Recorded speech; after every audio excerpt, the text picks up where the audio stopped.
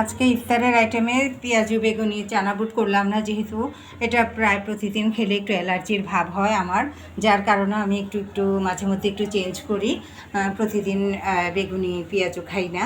তো আজকে একটু ভাতের আইটেম করেছি ইফতারের জন্য, তো যে কারণে একটু গরম গরম ভাত রান্না করেছি। এই হচ্ছে ইফতারির আয়োজন। এগুলো ইফতারি একটু অল্পক্ষণের মধ্যেই আরম্ভ হয়ে যাবে, যার কারণে একটু টেবিলে সাজিয়ে নিয়েছি, সবাই যার যার মতো খাবো।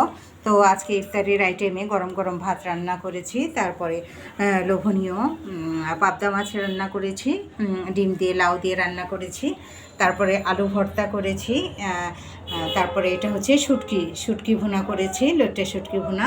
আর এটা হচ্ছে আমার লোভনীয়, মানে খুব সুস্বাদু মুসুরির ডাল টমেটো দিয়ে ভুনা। আর এইখানে আরেকটা জিনিস তৈরি করেছি, এটা হচ্ছে যে তাল দিয়ে, দেশে থেকে তাল এনেছিলাম, সেই তাল দিয়ে পিঠা তৈরি করেছি। আর এই শরবতটা হচ্ছে বিটরুটের শরবত। এই বিটরুট, তারপরে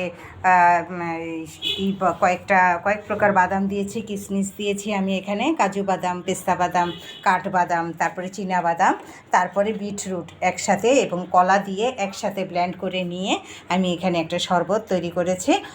তো আশা করছি আপনাদের কাছে ভালো লাগবে।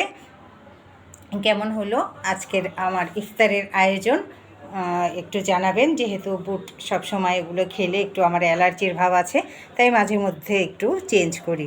কেমন হলো জানাবেন। কেমন, টাটা।